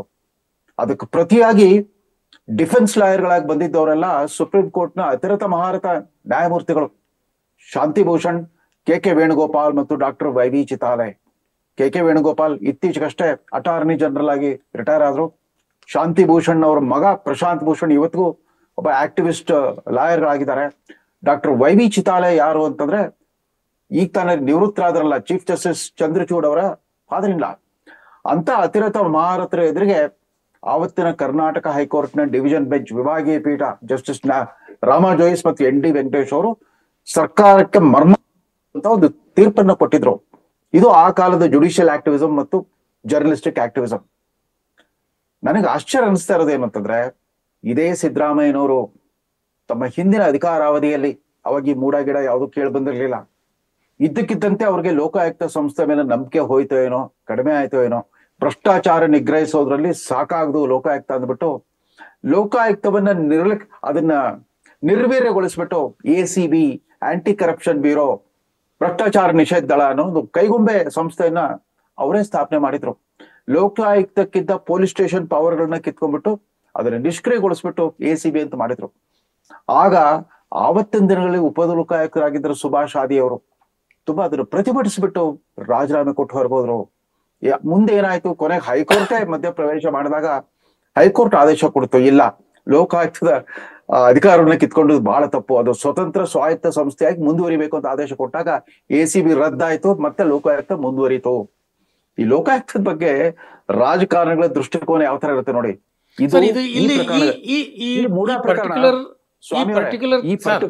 ಕರೆಕ್ಟ್, ಅಲ್ಲಿಗೆ ಬರ್ತೀನಿ. ಈ ಮೂಡಾ ಪ್ರಕರಣ 3 ಹಂತಗಳಲ್ಲಿ ಸಾಗಿ ಬಂದಿದೆ. ಮೊದಲನೇ ಹಂತ, ಆ 3 ಜನ ದೂರುದಾರರು, RTI ಹೋರಾಟಗಾರರು, TJ ಅಬ್ರಾಹಿಂ, CMI ಕೃಷ್ಣ ಮತ್ತು ಒಬ್ಬ JDS ಕಾರ್ಯಕರ್ತರು, 3 ರಾಜ್ಯಪಾಲರಿಗೆ ಹಲವಾರು ಪುರಾವೆಗಳ ಸಮೇತ ಒಂದು ಮನವಿ ಸಲ್ಲಿಸ್ಬಿಟ್ಟು ಮುಖ್ಯಮಂತ್ರಿ ವಿರುದ್ಧ ನಾವು ಮೊಕದ್ದಮೆ ಹೂಡ್ಲಿಕ್ಕೆ ಅವಕಾಶ ಕೊಡಿ ಅಂತ ಕೇಳಿದ್ರು. ಅವರ ದೂರುಗಳನ್ನ ಸರ್ಕಾರಕ್ಕೆ ಕಳಿಸ್ಕೊಟ್ಬಿಟ್ಟು ನೀವು ಉತ್ತರ ಕೊಡಿ, ಸಮಜಾಯಿಷಿ ಕೊಡಿ ಅಂತ ಕೇಳಿದಾಗ ಮಂತ್ರಿ ಮಂಡಳವೇ ಒಂದು ನಿರ್ಣಯ ಪಾಸ್ ಮಾಡ್ಬಿಟ್ಟು ರಾಜ್ಯಪಾಲರಿಗೆ ಕಳಿಸ್ಕೊಡ್ತು, ಇಲ್ಲ ಅನುಮತಿ ಕೊಡಬೇಡಿ, ಇದನ್ನ ತಿರಸ್ಕಾರ ಮಾಡಿ ಅಂತ ಹೇಳಿದ್ರು. ಆದ್ರೂ ಕೂಡ ರಾಜ್ಯಪಾಲರು ಏನ್ ಹೇಳಿದ್ರು ಅಂತಂದ್ರೆ, ಇಲ್ಲಿ ಪರ ವಿರೋಧ ಎರಡೂ ಅಭಿಪ್ರಾಯಗಳು ವ್ಯಕ್ತವಾಗಿರೋದ್ರಿಂದ ಸಮಗ್ರ ತನಿಖೆಯ ಅಗತ್ಯ ಇದೆ ಅಂತ ಅಂದ್ಬಿಟ್ಟು ಅನುಮತಿ ಕೊಟ್ಬಿಟ್ರು. ಆ ಅನುಮತಿಯನ್ನ ಪ್ರಶ್ನಿಸ್ಬಿಟ್ಟು ಸ್ವತಃ ಸಿದ್ದರಾಮಯ್ಯನವರೇ ರಿಟ್ ಅರ್ಜಿ ಸಲ್ಲಿಸಿದ್ರು, ಹೈಕೋರ್ಟ್ ಹೋಗಿದ್ರು.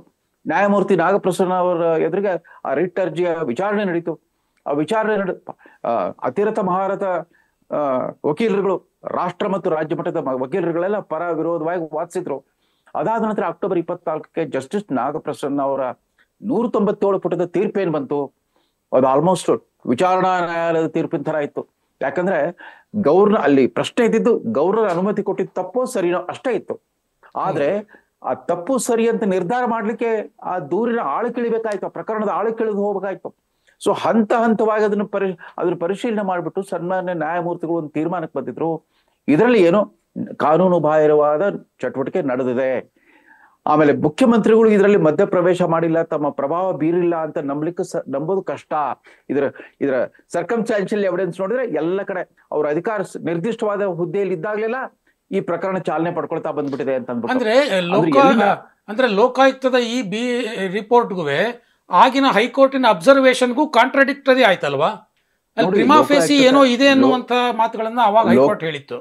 ಲೋಕಾಯುಕ್ತ ತನಿಖೆಗೆ ಚಾಲನೆ ಸಿಕ್ಕಿದ್ದ ಹೈಕೋರ್ಟ್ ತೀರ್ಪಿನ ನಂತರ. ಹೈಕೋರ್ಟ್ ತೀರ್ಪು ಬಂದಾಕ್ಷಣ ಏನಾಯ್ತು, ವಿಚಾರಣಾ ನ್ಯಾಯಾಲಯಕ್ಕೆ ಬಂತು, ಜನಪ್ರತಿನಿಧಿಗಳ ವಿಶೇಷ ನ್ಯಾಯಾಲಯಕ್ಕೆ ಬಂತದು. ಆವಾಗ ನ್ಯಾಯಮೂರ್ತಿಗಳು ಹೈಕೋರ್ಟ್ ತೀರ್ಪನ್ನು ಆಧರಿಸ್ಬಿಟ್ಟು ಮೈಸೂರಿನ ಲೋಕಾಯುಕ್ತರಿಗೆ ಇದು ಸಮಗ್ರವಾಗಿ ತನಿಖೆ ಮಾಡಿ ಅಂತ ಅಂದ್ಬಿಟ್ಟು. ಯಾಕಂದ್ರೆ ಹೈಕೋರ್ಟ್ ನ್ಯಾಯಾಧೀಶರು ಮೇಲ್ನೋಟಕ್ಕೆ ಇದರಲ್ಲಿ ಆರೋಪದಲ್ಲಿ ಸತ್ಯಾಂಶ ಇದೆ ಅಂತ ಅಂದ್ಬಿಟ್ಟು ಒಂದು ಅಭಿಪ್ರಾಯಕ್ಕೆ ಬಂದಿದ್ರಿಂದ ಲೋಕಾಯುಕ್ತ ತನಿಖೆ ಒಪ್ಪಿಸಿದ್ರು.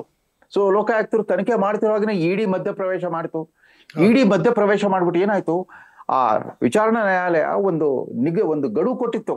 ಆ ದಿನಾಂಕ ಹತ್ತಿರ ಆಗೋದಕ್ಕೆ ಇನ್ನೂ 3 ದಿವಸ ಇದ್ದಾಗ ಇದ್ದಕ್ಕಿದ್ದಂತೆ ಇಡಿ ಅವರು 3 ಪುಟದ ಒಂದು ಪತ್ರವನ್ನು ಬರೆದ್ರು. 12 ಅಂಶಗಳ ತಮ್ಮ ತನಿಖೆಯಲ್ಲಿ ಪತ್ತೆಯಾದ 12 ಪ್ರಮುಖ ಅಂಶಗಳನ್ನ ಪ್ರಸ್ತಾಪಿಸ್ಬಿಟ್ಟು ಲೋಕಾಯುಕ್ತಕ್ಕೆ ಕಳಿಸ್ಕೊಟ್ಬಿಟ್ರು.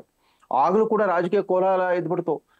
ಸಿದ್ದರಾಮಯ್ಯನವ್ರನ್ನ ರಾಜಕೀಯವಾಗಿ ಮುಗಿಸ್ಲಿಕ್ಕೆ ಕೇಂದ್ರ ಸರ್ಕಾರ, ಭಾರತೀಯ ಜನತಾ ಪಕ್ಷ ಮಾಡಿದ ತಂತ್ರ ಹೂಡಿದೆ ಅಂತೆಲ್ಲ ಆರೋಪ ಮಾಡಿದ್ರು. ಆದ್ರೆ ಇಡಿ ಉಲ್ಲೇಖ ಮಾಡಿದ ಅಂಶಗಳ ಬಗ್ಗೆ ಲೋಕಾಯುಕ್ತ ಯಾವ ಅಭಿಪ್ರಾಯಕ್ಕೆ ಬಂದಿದೆ ಅದು ಗೊತ್ತಾಗ್ತಾ ಇಲ್ಲ. ಆ ವರದಿಯ ಪೂರ್ಣ ಪಾಠ ಯಾರಿಗೂ ಗೊತ್ತಿಲ್ಲ. ಪ್ರಮುಖ ಅಂಶಗಳು ಮಾತ್ರ ಗೊತ್ತಾಗಿದೆ. ಯಾಕಂದ್ರೆ ಸ್ನೇಹಮಯಿ ಕೃಷ್ಣ ಅವ್ರಿಗೆ ಅವ್ರಾಗ್ಲೇ ಇದನ್ನ ಕೊಟ್ಬಿಟ್ಟಿದ್ದಾರೆ, ಒಂದು ಅಕ್ನಾಲಜ್ಮೆಂಟ್ ಕೊಟ್ಬಿಟ್ಟಿದ್ದಾರೆ. ಮೇಲ್ನೋಟಕ್ಕೆ ಸೂಕ್ತವಾದ ಸಾಕ್ಷ್ಯಾಧಾರಗಳು ಸಿಗ್ಲಿಲ್ಲ ಅಂತ.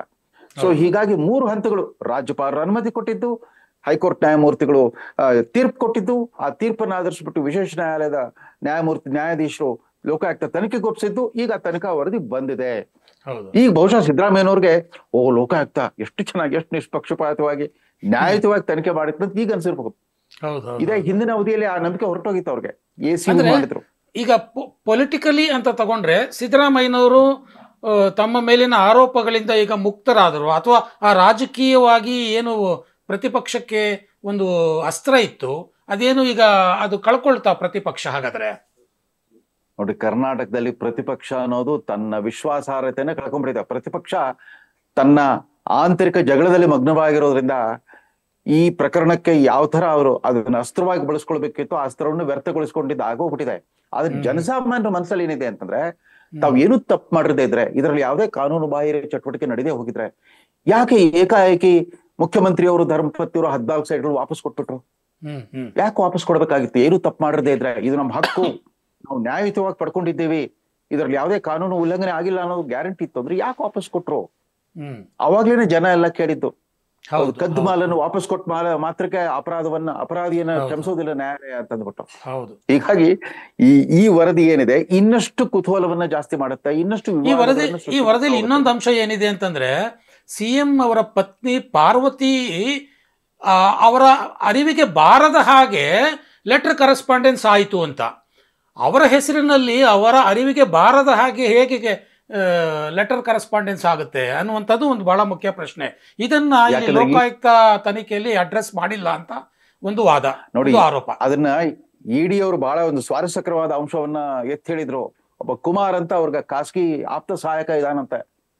ಆತ ಪಾರ್ವತಿಯವರ ಅರ್ಜಿಯನ್ನು ತಗೊಂಡೋಗಿ ಮನವಿ ಕೊಟ್ಟಾಗ BDA ಕಮಿಷನರ್, ಅಲ್ಲಿ ಮೂಡಾ ಕಮಿಷನರ್ ಹೇಳಿದ್ರಂತೆ, ಇದು 14 ಸೈಟ್ಗಳಿಗೆ ನಾವು ಕೊಡ್ತಾ ಇದ್ದೀವಿ, 14 ಪ್ರತ್ಯೇಕ ಅರ್ಜಿಗಳನ್ನು ಕೊಡಿ ಅಂತಂದಾಗ ಇನ್ನ 13 ಕಾಪಿ ಮಾಡ್ಬಿಟ್ಟು ಅದಕ್ಕೆಲ್ಲ ಆತನ ಸಹಿ ಹಾಕ್ಬಿಟ್ಟಿತ್ತಂತೆ. ಪಾರ್ವತಿಯವ್ರ ಪರವಾಗಿ ಆತನೇ ಕೊಟ್ಟಿ ಸಿಗ್ನೇಚರ್ ಹಾಕಿತ್ತು ಅಂತ ಒಂದು ಪ್ರಮುಖವಾದ ಅಂಶವನ್ನು ಅವ್ರು ಪತ್ತೆ ಮಾಡಿದ್ರು. ಯಾವ ಅಂಶಗಳು ಹಾಗಾದ್ರೆ ಲೋಕಾಯುಕ್ತ ರಿಪೋರ್ಟ್ ಅಲ್ಲಿ ಇರುತ್ತೋ ಇಲ್ಲೋ ಗೊತ್ತಿಲ್ಲ. ಹಾಗಾದ್ರೆ ನೋಡ್ಬೇಕು, ಅವೆಲ್ಲ ವಿವರಗಳಿಗೆ ಹೋಗ್ಬೇಕು. ಆದ್ರೆ ಮೇಲ್ನೋಟಕ್ಕೆ ಈ ಲೋಕಾಯುಕ್ತ ವರದಿ ಇದೇ ಅಂತಿಮ ಅಂತ ಅನ್ಕೊಂಡ್ರೆ ನ್ಯಾಯಮೂರ್ತಿ ನಾಗಪ್ರಸನ್ನ ಅವರು ಕೊಟ್ಟ ತೀರ್ಪನ್ನು ನಲ್ಲಿಫೈ ಮಾಡ್ಬಿಡುತ್ತಲ್ಲ. ಹೌದು, ಅದನ್ನು ಪೂರ್ತಿ ನಿಷ್ಕ್ರಿಯಗೊಳಿಸ್ಬಿಡುತ್ತೆ ಇದು.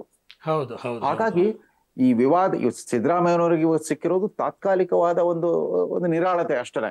ಅವ್ರು ನೆಮ್ಮದಿಯಿಂದ ಇರೋ ಹಾಗಿಲ್ಲ, ಪೂರ್ತಿ ದೋಷ ಮುಕ್ತರಾದ್ರು ಅನ್ನೋ ತೀರ್ಮಾನಕ್ಕೆ ಬರಕ್ ಆಗಲ್ಲ. ಓಕೆ. ಅಂದ್ರೆ ನಾನು ಈಗ ಮಂಜುನಾಥ್ ಅವರನ್ನ ಕೇಳಲಿಕ್ಕೆ ಇಷ್ಟಪಡ್ತೇನೆ. ಸೊ ಈಗ ಕಾನೂನಾತ್ಮಕವಾಗಿ ಲೋಕಾಯುಕ್ತ ಅವರು ಅವರಿಗೆ ವಹಿಸಿದ ಕೆಲಸವನ್ನ ಅಷ್ಟೇ ಅವರು ಮಾಡಿದ್ರು ಅಂತನೋ, ಅಥವಾ ಅವರಿಗೆ ವಹಿಸಿದ ಕೆಲಸದಲ್ಲಿ ಅವರ ವ್ಯಾಪ್ತಿ ಏನಿದೆ ಅಷ್ಟು ಮಾತ್ರ ಮಾಡಿದ್ರು ಅಂತನೋ, ಯಾವ ರೀತಿ ಅವರ ಈ ಲೋಕಾಯುಕ್ತ ರಿಪೋರ್ಟನ್ನು ನೀವು ವಿಶ್ಲೇಷಣೆ ಮಾಡ್ತೀರಿ? ಹೌದು ನೋಡಿ, ನ್ಯಾಯಾಲಯ, ಯಾಕಂದರೆ ಹೈಕೋರ್ಟ್ಗೆ ಅರ್ಜಿ ಬಂದಿದ್ದು ಮುಖ್ಯಮಂತ್ರಿಗಳು ಇದರಲ್ಲಿ ಪ್ರಭಾವ ಬೀರಿದ್ದಾರೋ ಇಲ್ವೋ, ಮುಖ್ಯಮಂತ್ರಿಗಳು ಇಲ್ಲಿ ಅವ್ಯವಹಾರದಲ್ಲಿ ಪಾಲ್ಗೊಂಡಿದ್ದಾರೋ ಇಲ್ವೋ, ಅಂದರೆ ಮುಖ್ಯಮಂತ್ರಿಗಳ ಸುತ್ತ ಮಾತ್ರ ತನಿಖೆ ಮಾಡಿ ಅಂತ ಹೈಕೋರ್ಟ್ ಹೇಳಿತ್ತಾ, ಅಥವಾ ಇಡೀ ಮೂಡಾ ಹಗರಣದ ಸಂಪೂರ್ಣ ತನಿಖೆಯನ್ನು ಲೋಕಾಯುಕ್ತಕ್ಕೆ ವಹಿಸಿತ್ತಾ? ಅವಾಗ ನೋಡಿ, ಕರ್ನಾಟಕದ ಉಚ್ಚ ನ್ಯಾಯಾಲಯದಲ್ಲಿ ಮಾನ್ಯ ಮುಖ್ಯಮಂತ್ರಿಗಳು ಸಲ್ಲಿಸಿದಂಥ ರಿಟರ್ಜಿಯಲ್ಲಿ ಬಹಳ ಪ್ರಮುಖವಾಗಿ ಮುಖ್ಯಮಂತ್ರಿಗಳು ನ್ಯಾಯಾಲಯದ ಮುಂದೆ ಹೇಳಿದ್ದು ಅಂದರೆ, ರಾಜ್ಯಪಾಲರಿಗೆ ಇಂತಹದೊಂದು ಸ್ಯಾಂಕ್ಷನ್ ಕೊಡುವಂಥ ಅಧಿಕಾರ ಇದೆಯಾ ಅಂತ ಪ್ರಥಮವಾಗಿ ಕೊಡಲಿಕ್ಕೆ ಸಾಧ್ಯವ ಅವರು ಅಂತ ಕೇಳಿದರು. ಅದಕ್ಕೆ ಮಾನ್ಯ ಉಚ್ಚ ನ್ಯಾಯಾಲಯ ಹೇಳಿದ್ದೇನು ಅಂದರೆ, ನಮ್ಮ ಸಂವಿಧಾನದಲ್ಲಿ 163ರಲ್ಲಿ ವಿಧಿ ಆರ್ಟಿಕಲ್ 163 ಕೆಳಗಡೆ ರಾಜ್ಯಪಾಲರಿಗೆ ಅವಕಾಶ ಇದೆ. ಅವಕಾಶ ಇರೋದರಿಂದ ಅವ್ರು ಕೊಟ್ಟಿದ್ದಾರೆ, ಅದನ್ನಷ್ಟೇ ಪರಿಗಣಿಸ್ತು. ಅದಾದ ಮೇಲೆ ಬೇರೆಯ ಅಂಶಗಳನ್ನು ಗಮನಿಸಿದಾಗ ಇದು ತನಿಖೆಯಾಗಬೇಕಾಗಿದೆ.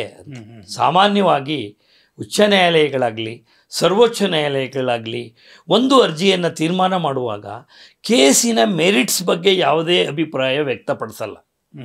ಯಾಕೆ ಅಂದರೆ ಇನ್ನೂ ತನಿಖೆನೇ ಆಗಿರಲ್ಲ. ಹಾಗಾಗಿ ಕೆಳಗಿನ ನ್ಯಾಯಾಲಯಗಳಿಗೆ ಒಂದು ರೀತಿ ಒತ್ತಡ ಕೊಟ್ಟಂಗಾಗುತ್ತೆ. ಅವರೇ ತೀರ್ಮಾನ ಮಾಡಿಬಿಟ್ರೆ ಅವರು ಇವರು ಅಪರಾಧಿ ಅಂತನೋ ನಿರಪರಾಧಿ ಅಂತನೋ ತೀರ್ಮಾನ ಮಾಡಿ ಯಾವುದೇ ಅಬ್ಸರ್ವೇಷನ್ ಮಾಡಲ್ಲ. ಅವ್ರು ಹೇಳ್ತಾರೆ, ಸಂಪೂರ್ಣವಾಗಿ ಈ ಅಭಿಪ್ರಾಯವನ್ನು ತಿಳಿಸುವಂಥದ್ದು ಸಂಬಂಧಿಸಿದ ನ್ಯಾಯಾಲಯಕ್ಕೆ ಬಿಟ್ಟಿದ್ದು. ವಿಚಾರಣೆಯ ನಂತರ ನೀವು ಮುಕ್ತರು, ಸ್ವತಂತ್ರರು, ನಿಮ್ಮ ವಿವೇಚನೆಗೆ ತಕ್ಕಂತೆ ತೀರ್ಪು ಕೊಡಿ. ನಾವು ನಮ್ಮ ಮುಂದೆ ಇರುವಂಥ ಅರ್ಜಿ ಇದೆಯಲ್ಲ ಅದನ್ನಷ್ಟೇ ತೀರ್ಮಾನ ಮಾಡ್ತೀವಿ. ನಮ್ಮ ಮುಂದೆ ಇರೋದು ತನಿಖೆಗೆ ವಹಿಸಿದ್ದಕ್ಕೆ ಅವರು ರಾಜ್ಯಪಾಲರು ಕೊಟ್ಟಂಥ ಒಂದು ಸ್ಯಾಂಕ್ಷನ್ ಏನಿದೆ ಸರಿಯೇ ಅಲ್ವೇ ಅನ್ನೋ ಪ್ರಶ್ನೆ ನಮ್ಮ ಮುಂದೆ ಬಂದಿದೆ. ನಾವು ಸರಿ ಅಂತ ಅಂದ್ಕೊಂಡಿದ್ದೀವಿ, ಅವಕಾಶ ಇದೆ, ಅವರ ಅಧಿಕಾರ ವ್ಯಾಪ್ತಿಯಲ್ಲಿ ಅವರು ಕೆಲಸ ಮಾಡಿದ್ದಾರೆ, ಆದ್ದರಿಂದ ಇದನ್ನು ತನಿಖೆಗೆ ವಹಿಸಬಹುದು, ತನಿಖೆಯಾಗಬಹುದು ಅಂದರೆ ಹೊರತು ಖಂಡಿತವಾಗಿಯೂ ಉಚ್ಚ ನ್ಯಾಯಾಲಯ ಎಲ್ಲಿಯೂ ಸಹ ಯಾರನ್ನು ತಪ್ಪಿತಸ್ಥರು ಅಂತಾಗಲಿ ಯಾರನ್ನು ನಿರಪರಾಧಿ ಅಂತಾಗಲಿ ಹೊರಗೆ ಹೇಳಿಲ್ಲ, ಹೇಳೋದು ಇಲ್ಲ. ಹಾಗಾಗಿ ಇಲ್ಲಿ ಕರ್ನಾಟಕ ಉಚ್ಚ ನ್ಯಾಯಾಲಯದ ತೀರ್ಪಿನ ಹೆಚ್ಚಿನ ಚರ್ಚೆಯ ಅಗತ್ಯನೇ ಇಲ್ಲ. ಅಲ್ಲಿ ಪ್ರಶ್ನೆ ಬಂದಿದ್ದಿಷ್ಟೇ, ರಾಜ್ಯಪಾಲರಿಗೆ ಅವಕಾಶ ಇದೆಯಾ ಇಲ್ವಾ ಅನುಮತಿ ಕೊಡೋಕ್ಕೆ. ಅನುಮತಿ ಕೊಡೋದಕ್ಕೆ ಅವಕಾಶ ಇದೆ, ಕೊಟ್ಟಿದ್ದಾರೆ, ಆದ್ದರಿಂದ ಅದನ್ನು ನಾವು ರದ್ದುಪಡಿಸೋದಕ್ಕೆ ಸಾಧ್ಯ ಇಲ್ಲ ಅನ್ನುವಂಥ ತೀರ್ಮಾನವನ್ನು ಕೊಟ್ಟರು. ಆದರೆ ಲೋಕಾಯುಕ್ತ ಪೊಲೀಸರಿಗೆ ತನಿಖೆಯನ್ನು ವಹಿಸುವಾಗ ಅವರು ಹೇಳಿದರು, ನನಗನ್ಸುತ್ತೆ ಇದರಲ್ಲಿ ತನಿಖೆ ಮಾಡಬೇಕಾದ ಅಂಶಗಳಿದೆ. ಅವರೂ ಸಹ ತನಿಖೆಗೆ ಕೊಡೋಕೋದಕ್ಕಿಂತ ಮುಂಚೆ ಯಾವ ಸಂದೇಹನೂ ವ್ಯಕ್ತಪಡಿಸಲ್ಲ, ಯಾವ ತೀರ್ಪು ಕೊಡಲ್ಲ. ಅದು ಇಟ್ ಈಸ್ ಪ್ರಿಮೆಚ್ಯೂರ್. ಇನ್ನೂ ವರದಿನೇ ಬಂದಿಲ್ಲ, ತನಿಖೆ ಆಗಿಲ್ಲ, ಸಾಕ್ಷಿಗಳ ಹೇಳಿಕೆಗಳನ್ನು ನೋಡಿಲ್ಲ. ಹೇಗೆ ಯಾವ ನ್ಯಾಯಾಲಯ ಒಬ್ಬರನ್ನ ಅಪರಾಧಿ ಅಂತಾಗಲಿ ನಿರಪರಾಧಿ ಆಗಲಿ ಅಂತ ತೀರ್ಮಾನ ಮಾಡೋಕ್ಕಾಗಲ್ಲ. ಹಾಗಾಗಿ ಅವರು, ನೀವು ದಯವಿಟ್ಟು ತನಿಖೆ ಮಾಡಿ, ವರದಿ ಕೊಡಿ, ನಿಮ್ಮ ವರದಿಯ ಆಧಾರದ ಮೇಲೆ ನಾವು ಮುಂದಿನ ತೀರ್ಪನ್ನು ಕೊಡ್ತೀವಿ ಅನ್ನುವಂಥ ಒಂದು ಸಣ್ಣ ದೃಷ್ಟಿಯನ್ನು ಇಟ್ಕೊಂಡು ತನಿಖಾ ಸಂಸ್ಥೆಗೆ ವಹಿಸ್ತಾರೆ. ತನಿಖಾ ಸಂಸ್ಥೆಯವರು ತನಿಖೆ ಮಾಡಿದ ಮೇಲೆ ವರದಿ ಕೊಟ್ಟಾಗ ಆ ವರದಿಯನ್ನು ಒಪ್ಕೊಳ್ಳಬೇಕು ಅಂತೇನಿಲ್ಲ. ಒಪ್ಪಿಕೊಳ್ಳದೆ ಅದನ್ನು ತಿರಸ್ಕರಿಸಿ ಬಿ ರಿಪೋರ್ಟ್ ಏನು ಹಾಕಿದ್ದಾರೆ ಅದನ್ನು ತಿರಸ್ಕರಿಸುವ ಎಲ್ಲ ಒಂದು ಅವಕಾಶ ಮಾನ್ಯ ಲೋಕಾಯುಕ್ತ ನ್ಯಾಯಾಲಯಕ್ಕಿದೆ. ಅದು ಒಪ್ಕೊಳ್ಳದೇ ಇರ್ಬೋದು, ಇಲ್ಲ we are not satisfied with your B report ಅಂತ ಹೇಳಿ ಮುಂದಿನ ತನಿಖೆಗೆ ನ್ಯಾಯಾಲಯದಲ್ಲೇ ಅವಕಾಶ ಮಾಡಿಕೊಟ್ರೆ ದೂರುದಾರರು ಸ್ವತಃ ನ್ಯಾಯಾಲಯಕ್ಕೆ ಬಂದು ನ್ಯಾಯಾಧೀಶರ ಮುಂದೆ ನಿಂತು ತಮ್ಮ ಹೇಳಿಕೆಯನ್ನು ದಾಖಲುಗೊಳಿಸಿ ತಮ್ಮ ಸಾಕ್ಷಿಯಲ್ಲಿರುವಂಥ ಸಾಕ್ಷಿಗಳನ್ನು ಏನವ್ರ ಹತ್ರ ಸಾಕ್ಷಿ ಆಧಾರಗಳಿದೆ ಅದನ್ನು ನ್ಯಾಯಾಲಯಕ್ಕೆ ಹಾಜರುಪಡಿಸಿದಾಗ ನಂತರ ಲೋಕಾಯುಕ್ತ ನ್ಯಾಯಾಲಯಕ್ಕೆ ಬಿ ವರದಿ ಸಲ್ಲಿಸಿದ್ದು ತಪ್ಪು ಅಂತ ಅಂದಾಗ ಮತ್ತೆ ಲೋಕಾಯುಕ್ತ ಪೊಲೀಸರಿಗೆ ಪುನರ್ ತನಿಖೆ ಮಾಡುವಂಥ ಆದೇಶವನ್ನು ನ್ಯಾಯಾಲಯ ಕೊಡಬಹುದು. ಒಂದು ವೇಳೆ ಸ್ನೇಹಮಯಿ ಕೃಷ್ಣ ಅವರ ಅರ್ಜಿಯಲ್ಲಿ ಒಂದಷ್ಟು ಅಂಶ ಇದೆ ಅಂತ ಅನ್ಸಿದ್ರೆ ಸಮರ್ಪಕವಾಗಿ ನೀವು ತನಿಖೆಯನ್ನು ನೀವು ಪರಿಗಣಿಸಿ ಕೂಲಂಕುಷವಾದ ತನಿಖೆಯನ್ನ ಮಾಡಿದಂತೆ ಕಾಣ್ತಾ ಇಲ್ಲ. ನಾವು ನಿಮ್ಮ ಬಿ ರಿಪೋರ್ಟ್ ಏನು ಕೊಟ್ಟಿದ್ದೀರಿ ಅದನ್ನು ನಾವು ತಿರಸ್ಕರಿಸ್ತಾ ಇದ್ದೀವಿ, ನ್ಯಾಯಾಲಯ ಪುನರ್ ತನಿಖೆ ಮಾಡಿ, ಎಂಥದೇ ಆಂಗಲ್ ಅಲ್ಲಿ ನೀವು ತನಿಖೆ ಮಾಡಿ, ಇಂತಹದನ್ನ ನೀವು ಇಗ್ನೋರ್ ಮಾಡಿದ್ದೀರಾ, ನೀವು ಸರಿಯಾದ ರೀತಿ ಸಾಕ್ಷಿಗಳನ್ನು ಸಂಗ್ರಹಿಸಿಲ್ಲ, ಹಾಗಾಗಿ ಈ ದಿಸೆಯಲ್ಲಿ ಪುನರ್ ಪರಿಶೀಲನೆ ಮಾಡಿ ಪುನರ್ ತನಿಖೆಯನ್ನು ಮಾಡಿ ಮತ್ತೊಂದು ವರದಿಯನ್ನು ಸಲ್ಲಿಸಿ ಅಂತ ನ್ಯಾಯಾಲಯ ಕೇಳಬಹುದು. ಆಗ ಅವರು ಚಾರ್ಜ್ ಶೀಟ್ ಹಾಕ್ಬೋದು, ಮತ್ತೆ ಚಾರ್ಜ್ ಶೀಟ್ ಹಾಕೋಕ್ಕೆ ಅವಕಾಶ ಇದೆ, ಅದೆಲ್ಲ ಅವಕಾಶಗಳಿದೆ. ಅದರಿಂದ ಇದು ಕೊನೆಯಲ್ಲ, ಇದು ಅಂತಿಮ ಅಲ್ಲ. ಇಲ್ಲಿಗೆ ಈ ಮೂಢ ಏನು ಸಮಸ್ಯೆ ಇತ್ತು ಅಥವಾ ಇದೇನೋ ಒಂದು ಕಾನೂನಿನ ಕಗ್ಗಂಟಾಗಿತ್ತು ಇದು ಇವತ್ತು ಮುಗೀತಪ್ಪ ಅನ್ನೋ ಹಾಗಿಲ್ಲ. ಇದು ಒಂದು ರೀತಿಯ ಪ್ರಾರಂಭ, ಮುಕ್ತಾಯ ಅಲ್ಲ. ಇದೊಂದು ರೀತಿ ಪ್ರಾರಂಭ. ಇನ್ನೂ there are lot of legal fiction in this. Friction ಇದೆ ಇನ್ನೂ. ಲೀಗಲ್ ಫಿಕ್ಷನ್ ಜೊತೆಗೆ ಒಂದಷ್ಟು ಪೊಲಿಟಿಕಲ್ ಫಿಕ್ಷನ್ ಸಹ ಮುಂದಿನ ದಿನಗಳಲ್ಲಿ ಆಗಬಹುದು ಅನ್ನುವಂಥದ್ದು. ನಾನು ಅದನ್ನ ರೇಷ್ಮೆ ಅವ್ರನ್ನ ಕೇಳಕ್ಕೆ ಇಷ್ಟಪಡ್ತೇನೆ. ಸರ್, ರವೀಂದ್ರ ರೇಷ್ಮೆ ಸರ್, ಸೊ ಇಲ್ಲಿ ಸ್ನೇಹಮಯಿ ಕೃಷ್ಣ ಅವರು ಹೇಳೋ ಹಾಗೆ ನಾನು ಎಲ್ಲ ಸಾಕ್ಷಿಗಳನ್ನು ಕೊಟ್ಟಿದ್ದೇನೆ, ಕಣ್ಣಿಗೆ ಕಾಣುವ ಥರದ ಸಾಕ್ಷಿಗಳಿದ್ದಾವೆ, ನಾನು ಒಬ್ಬ ಅವಿದ್ಯಾವಂತನಿಗೆ ಅರ್ಥ ಆಗುತ್ತೆ ಈ ಎಲ್ಲ ಸಾಕ್ಷಿಗಳು, ಇನ್ನು ತನಿಖೆ ಮಾಡುವಂಥ ಲೋಕಾಯುಕ್ತ ಪೊಲೀಸರಿಗೆ ಈ ಸಾಕ್ಷಿಗಳು ಅರ್ಥ ಆಗಲಿಲ್ಲ ಅಂದರೆ ಹೇಗೆ, ಇದು ಡೆಲಿಬರೇಟು ಅನ್ನುವಂಥ ಒಂದು ಆರೋಪವನ್ನು ಈಗಲೂ ಸಹ ಸ್ನೇಹಮಯಿ ಕೃಷ್ಣ ಅವರು ಮಾಡ್ತಾ ಇದ್ದಾರೆ. ಅವ್ರ ಹತ್ರ ಇರುವಂಥ ಯಾವ ಸಾಕ್ಷಿಗಳು ಮುಂದಿನ ತನಿಖೆಯಲ್ಲಿ ಹಾಗಾದ್ರೆ ಸಿದ್ದರಾಮಯ್ಯನವರಿಗೆ ಮುಳುವಾಗಬಹುದು ಅಂತ ಅನ್ಸುತ್ತೆ ನಿಮಗೆ? ನೋಡಿ, ಸ್ನೇಹಮಯಿ ಕೃಷ್ಣ ಅವರು ಸ್ವಲ್ಪ ಸಂಯಮಯಿ ಕೃಷ್ಣ ಆಗಿ ವರ್ತಿಸ್ಬೇಕಾಗಿತ್ತು. ಒಮ್ಮೆ ಜನಪ್ರತಿನಿಧಿಗಳ ನ್ಯಾಯಾಲಯ ಈ ಪ್ರಕರಣದ ವಿಚಾರಣೆಯನ್ನ ಲೋಕಾಯುಕ್ತಕ್ಕೆ ಒಪ್ಪಿಸಿದ ಮೇಲೆ ಆ ಲೋಕಾಯುಕ್ತ ವರದಿ ಬರೋವರೆಗೂ ಸುಮ್ಮನಿರ್ಬೇಕಾಗಿತ್ತು. ಅವರು ದಿನ ಬಿಟ್ಟು ದಿನ ಮಾಧ್ಯಮಗಳ ಜೊತೆಗೆ ಮಾತಾಡೋದು, ಹೊಸ ಸಂಗತಿಗಳನ್ನ ಚರ್ಚೆ ಮಾಡೋದು, ಇದು ಒಂಥರ ಇದನ್ನ ತೀರಾ ಅವರು ವಕೀಲರಿಗೂ ಕೇಳಿ ಈ ತರ ಮಾತಾಡೋದು ನ್ಯಾಯಾಂಗದ ವಿಚಾರಣೆ ವ್ಯಾಪ್ತಿಗೆ ಒಳಪಟ್ಟಿರುವಾಗ ಅದು ಸಬ್ಜುಡಿಸ್ ಆಗುತ್ತೆ. ಸ್ಟ್ರಿಕ್ಟ್ ಆಗಿ ಹೋದ್ರೆ ಸಬ್ಜುಡಿಸ್, ಆತರ ಮಾಡಬಾರ್ದು. ಸ್ವಲ್ಪ ಅವ್ರಿಗೆ ಪ್ರಚಾರ ಪ್ರಿಯತೆಯಿಂದಾಗ ಅವರು ಸೆಟ್ ಬ್ಯಾಕ್ ಆಯ್ತು. ಆಮೇಲೆ ಲೋಕಾಯುಕ್ತದಂತ ಸಂಸ್ಥೆ ಇನ್ನು ತನಿಖೆ ಮಾಡ್ತಿರುವಾಗ ಇದ್ದಕ್ಕಿಂತ ನಂಗೆ ಲೋಕಾಯುಕ್ತದ ಮೇಲೆ ನಂಬಿಕೆ ಇಲ್ಲ, ಸಿಬಿಐ ತನಿಖೆ ನೋಡಿ. ಅದೇ ನಾಗಪ್ರಸನ್ನ ಅವ್ರ ಹತ್ರಕ್ಕೆ ಹೋಗಿದ್ರು, ಅವ್ರು ಬೇಡ ಅಂತ ಹೇಳಿದ್ರು. ಇಲ್ಲ, ಸಿಬಿಐ ಆಗತ್ತೆ, ಇಲ್ಲಿ ಲೋಕಾಯುಕ್ತ ತನಿಖೆ ಮಾಡ್ತಿರುವಾಗ ಈ ಹಂತದಲ್ಲಿ ಸಿಬಿಐಗೆ ಒಪ್ಸೋದು ಸರಿಯಲ್ಲ. ನೋಡಿ, ನಾವಾಗೇ ಒಂದು ಲೋಕಾಯುಕ್ತ ಸಂಸ್ಥೆ ಮೇಲೆ ನಾವೇ ವಿಶ್ವಾಸ ಇಲ್ಲ ಅಂತ ಮೊದಲೇ ಹೇಳ್ಬಿಡೋದು ತಪ್ಪು. ಅಂತಿಮ ವರದಿ ಬರೋದು ಸ್ವಲ್ಪ ಸಂಯಮ ಪಾಲನೆ ಮಾಡ್ಬೇಕಾಗಿತ್ತು. ಅವ್ರೆಂತ ಒಬ್ಬ ತನಿಖಾ ಪತ್ರಕರ್ತನಾಗ್ಲಿ ಅಥವಾ RTI ಹೋರಾಟಗಾರನಾಗ್ಲಿ ಸ್ವಲ್ಪ ಸಂಯಮದಿಂದ ವರ್ತಿಸ್ಬೇಕು. ನಾವೇ ಪ್ರಚಾರ ಪ್ರಿಯರಾಗಬಾರದು. ಯಾಕೆ ನೀವು ಸಿದ್ದರಾಮಯ್ಯ ಯಾವುದೇ ರಾಜಕೀಯ ಪೈಪೋಟಿಗೆ ಇಳಿದಿಲ್ವಲ್ಲ, ನೀವೇನು ಎಲೆಕ್ಷನ್ ನಿಲ್ಬೇಕಾಗಿಲ್ಲ, ಓಟಿನ ಹಂಗಿನಲ್ಲಿಲ್ಲ, ಏನೋ ಒಂದು ಸತ್ಯದರ್ಶನ ಮಾಡೋ ಪ್ರಯತ್ನ ಮಾಡ್ತಿದ್ರು. ಸಮಾಜ ಎದುರಿಗೆ ಸತ್ಯದರ್ಶನ ಪ್ರಯತ್ನ ಮಾಡ್ತಿರುವಾಗ ಸುಮ್ಮನಿರ್ಬೇಕಾಗಿತ್ತು. ಸ್ವಲ್ಪ ಮಟ್ಟಿಗೆ ಈ ಕೇಸಿನ ಗಂಭೀರತೆಯನ್ನ ದುರ್ಬಲಗೊಳಿಸದೆ ಈ ಸ್ನೇಹಮಯಿ ಕೃಷ್ಣ ಅವರ ಅತಿಯಾದ ಪ್ರಚಾರ ಪ್ರಿಯತೆ. ನೋಡಿ, ಇನ್ನಿಬ್ರು ಹೋರಾಟಗಾರ, ಅದರಲ್ಲಿ TJ ಅಬ್ರಾಹಂ ಅವರು ಅನೇಕ ಬಾರಿ ಸುಪ್ರೀಂ ಕೋರ್ಟ್ ನಲ್ಲಿ ಕೂಡ ಪಾರ್ಟಿ ಇನ್ ಪರ್ಸನ್ ಅವರ ವಾದ ಮಾಡೋಷ್ಟು ಅವರು ತಯಾರಿ ಮಾಡ್ಕೊಂಡಿದ್ದಾರೆ. ಅವ್ರು ಸುಮ್ಮನೆ ಇದ್ರು ಇಡೀ ಪ್ರಕರಣದ. ಹೈಕೋರ್ಟ್ ತೀರ್ಪು ಬಂದ್ಮೇಲೆ ಅವ್ರಿಗೆ ಒಂದ್ ಅಕ್ಷರ ಮಾಧ್ಯಮ ಜೊತೆಗೆ ಮಾತಾಡ್ಲಿಲ್ಲ. ಇವ್ ನಿನ್ನೆವರೆಗೂ ಅವ್ರು ಕಾದಿದ್ರು, ಇನ್ ಮುಂದೆ ಅವ್ರು ಪ್ರತಿಕ್ರಿಯೆ ಕೊಡ್ಬೋದು. ಇವ್ರು ಸ್ವಲ್ಪ ಸಂಯಮದಿಂದ ವರ್ತಿಸ್ಬೇಕಾಗಿತ್ತು ಸ್ನೇಹಮಯಿ ಕೃಷ್ಣ. ಆದ್ರೆ ಇಲ್ಲಿ ನಾವು ರಾಜಕೀಯವಾಗಿ ಅಂತ ಮಾತಾಡುವಾಗ ಮುಖ್ಯಮಂತ್ರಿಗಳ ಬಗ್ಗೆ ಅಥವಾ ಅವರ ರಾಜಕೀಯ ಭವಿಷ್ಯದ ಬಗ್ಗೆ ಅಥವಾ ಕಾಂಗ್ರೆಸ್ ಸರ್ಕಾರದ ಭವಿಷ್ಯದ ಬಗ್ಗೆ ಈ ರೀತಿಯ ವಿಚಾರಗಳನ್ನ ಇಟ್ಕೊಂಡು ಮಾತಾಡಿದಾಗ ಈ ಲೋಕಾಯುಕ್ತ ಬಿ ರಿಪೋರ್ಟ್ ಒಂದು ಮುಖ್ಯಮಂತ್ರಿಗಳು ಮತ್ತು ಅವರ ಸರ್ಕಾರ, ಆ ಸರ್ಕಾರದ ವಿಚಾರದಲ್ಲಿ ಯಾವ ರೀತಿ ರಾಜಕೀಯವಾಗಿ ಅವರಿಗೆ ಎಫೆಕ್ಟ್ ಆಗುತ್ತೆ, ನಂಬರ್ 1. ನಂಬರ್ 2, ಕಾಂಗ್ರೆಸ್ನ ಆಂತರಿಕ ವಲಯದಲ್ಲಿ ಏನು ಕಿತ್ತಾಟ ಆಗ್ತಾ ಇದೆ ಅಂದರೆ ಮುಖ್ಯಮಂತ್ರಿ ತಾರ ಆಗಬೇಕು ಅನ್ನುವಂಥದ್ದು, KPCC ಅಧ್ಯಕ್ಷರ ಬದಲಾವಣೆ ಆಗಬೇಕು ಅನ್ನುವಂಥದ್ದು. ಸೊ ಈ ಒಂದು ಕಾಂಗ್ರೆಸ್ ಆಂತರಿಕವಾದಂಥ ಒಂದು ಪೈಪೋಟಿ ಏನಿದೆ, ಇದ್ರ ಮೇಲೆ ಏನಾದರೂ ಎಫೆಕ್ಟ್ ಇದು ಪ್ರಭಾವ ಬೀರುತ್ತಾ ಅಂತ? ನೋಡಿ, ಸಿದ್ದರಾಮಯ್ಯನವರ ಪ್ರಮುಖ ಪ್ರತಿಸ್ಪರ್ಧಿಯರಾಗಿರೋದು ವಿರೋಧ ಪಕ್ಷದ ನಾಯಕರುಗಳಲ್ಲ, ಅವ್ರದೇ ಪಕ್ಷದ ಉಪಮುಖ್ಯಮಂತ್ರಿ. ಅದು ಇವತ್ತಾಗ್ಲೇ ಬಹಿರಂಗ ಆಗೋಗ್ಬಿಟ್ಟಿದೆ, ಅವತ್ತೇನು ಗುಟ್ಟಾಗುವುದಿಲ್ಲ. ಈಗ ನಮ್ಮಿಬ್ಬರ ನಡುವೆ ಒಂದು ಒಳ ಒಪ್ಪಂದ ಆಗಿತ್ತು. ಮುಖ್ಯಮಂತ್ರಿ ಮೊದಲ ಬಾರಿಗೆ ಮುಖ್ಯಮಂತ್ರಿ ನೇಮಕ ಮಾಡುವಾಗಲೇ ಹೈಕಮಾಂಡ್ ಸಮ್ಮುಖದಲ್ಲಿ ಒಂದು ಒಪ್ಪಂದ ಆಗಿತ್ತು ಅಂತ ನಿರಂತರವಾಗಿ ಅವರು ಮೊದಲು ಖಾಸಗಿಯಾಗಿ ಹೇಳ್ತಾ ಬರ್ತಿದ್ರು, ಬಹಿರಂಗವಾಗಿ ಹೇಳ್ತಾ ಇದಾರೆ. ಆಮೇಲೆ ಈ ಮೂಡ ಕೇಸಿನ ಹಿಂದಿರೋದು DK ಶಿವಕುಮಾರ್ ಅವರೇ ಅನ್ನುವಂತ ಆ ರೀತಿಯ ಆರೋಪಗಳು ಬಂದ್ಬಿಟ್ಟಿತ್ತು. ಅಲ್ಲ, ಅದು ಅವ್ರ ಶತ್ರುಗಳು ಹೇಳ್ಬೋದು ಅಷ್ಟೇ ಹೊರತು ಆತರ ಒಂದು ವದಂತಿಗಳನ್ನ ನಂಬಾರ್ದು. ಸಾಧ್ಯತೆಯನ್ನ ರೂಲ್ ಔಟ್ ಮಾಡಕ್ಕಾಗಲ್ಲ. ಅಧಿಕಾರ ರಾಜಕಾರಣದಲ್ಲಿ ಏನ್ ಬೇಕಾದ್ರೂ ನಡೀತು. All is fair in love and war ಅಂತ. ಈ ಅಧಿಕಾರ ರಾಜಕಾರಣದ ಸಂಘರ್ಷದಲ್ಲಿ ಬಗಲ್ ಮೇ ದುಶ್ಮನ್, ನಿಮ್ಮ ಸಹೋದ್ಯೋಗಿಗಳೇ ಆದವ್ರೆ ನಿಮ್ ಶತ್ರುಗಳಾಗ ಸಾಧ್ಯ ಇರುತ್ತೆ. ವಿರೋಧ ಪಕ್ಷದವ್ರಿಗಿಂತ ನಿಮ್ದೇ ಸ್ವಪಕ್ಷೀಯ ಸಹೋದ್ಯೋಗಿಗಳ ಮೇಲೆನೆ ಅನುಮಾನ ಜಾಸ್ತಿ ಇರುತ್ತೆ ಯಾವುದೇ ನಾಯಕನು ಕೂಡ. ಯಾಕಂದ್ರೆ ಪ್ರತಿಯೊಬ್ರು ಒಬ್ಬ ಕಾಂಪಿಟೇಟರ್, ಅಲ್ಲಿ ಸ್ಪರ್ಧೆ ನಡೀತಾ ಇರುತ್ತೆ. ಆದ್ರೆ ಪವರ್ಲೆಸ್ ಸ್ಟ್ರಗಲ್ ನಡೀತಾ ಇಲ್ಲ ವಿರೋಧ ಪಕ್ಷದಲ್ಲಿ. ಈ ಪ್ರಸಂಗವನ್ನ ಇಷ್ಟೊತ್ತಿಗಾಗಲೇ ತಾರ್ಕಿಕ ಹಂತಕ್ಕೆ ತಗೊಂಡು ಹೋಗ್ಬೋದಾಗಿತ್ತು. ಅವರನ್ನು ಪಾದಯಾತ್ರೆ ಮಾಡಿದ್ರು, ಎಲ್ಲ ಮಾಡಿದ್ರು, ಅದೆಲ್ಲ ನಾಟಕೀಯ ಅನಿಸ್ತಾ ಇದೆ ಇವತ್ತು. ಯಾಕಂದ್ರೆ ತಮ್ಮ ನಡುವೆನೆ ಒಂದು ಒಗ್ಗಟ್ಟಿಲ್ಲ, ಒಂದು ಸಹಮತ ಇಲ್ಲ. ಪರಸ್ಪರ ಅವರೇ ಹೊಡೆದಾಡ್ಕೊಳ್ತಾ ಇದ್ದಾರೆ. ಸಿದ್ದರಾಮಯ್ಯರು ಅಷ್ಟರ ಮಟ್ಟಿಗೆ ರಾಜಕೀಯವಾಗಿ ಸುರಕ್ಷಿತವಾಗಿದ್ದಾರೆ, ಆದ್ರೆ ಕಾನೂನಿನ ಅಗ್ನಿ ಪರೀಕ್ಷೆ ಇನ್ನೂ ಮುಗುದಿಲ್ಲ. ಸಿದ್ದರಾಮಯ್ಯನವರು ಇನ್ನಷ್ಟು ಪರೀಕ್ಷೆಗಳನ್ನ ಎದುರಿಸಬೇಕಾಗುತ್ತೆ. ಸೊ ರಾಜಕೀಯವಾಗಿ ಸದ್ಯಕ್ಕೆ ಸುರಕ್ಷಿತ, ಆದರೆ ಕಾನೂನು ಹೋರಾಟ ಮಾತ್ರ ಮುಂದುವರಿಸಲೇಬೇಕು ಸಿದ್ದರಾಮಯ್ಯನವರು ಅನ್ನುವಂಥದ್ದು ನಿಮ್ಮ ವಾದ.